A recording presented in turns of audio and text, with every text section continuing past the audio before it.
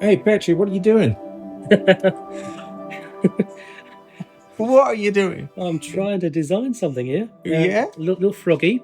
A little froggy? Little froggy. Little froggy in the boggy. Fantastic. Is this for a new YouTube video? This is for one of your YouTube videos. Right. I think it's for a live feed actually, which we're going to send out maybe tomorrow if we can get all the editing done in time. We'll see. We'll see. Well, you'll see. That's your domain. Oh. There we go. Highlighted that down to the previous one. So that's all in one layer now. There we go. Top right hand corner here, if you click on that circle, over froggy with my green, I don't lose what's beneath. See that? So there we've got both the colour, a transparent colour, and also we've still got the frog coming through underneath. And then we can just go to eraser tool. I'll go to inking, so I want to get a nice hard removal, hard edge to my removal. I'll make it larger, and then we can just erase the green where we don't want it.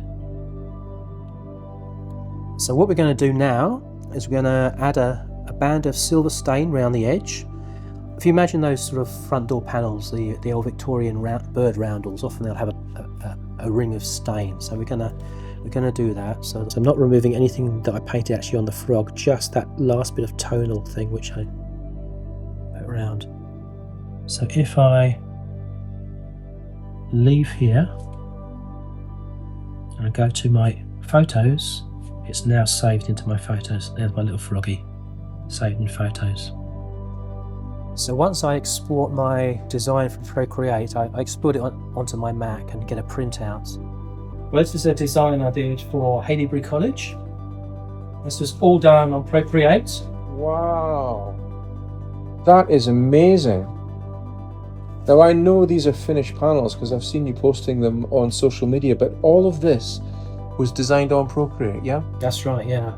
So you get some very slight pixelation here and there, but it's nothing which I can't trace from. You know, it's all the detail I need to trace is all there, so it's ready to go. It's amazing to think that traditionally we would have had to draw this out with pencil, laboriously creating these images full size, and you've been able to do all of that on your iPad. That's right. Well, one of the beauties is you can pinch in and zoom right in, so you can draw in details that you wouldn't be able to do on a piece of A4, pen and ink drawing.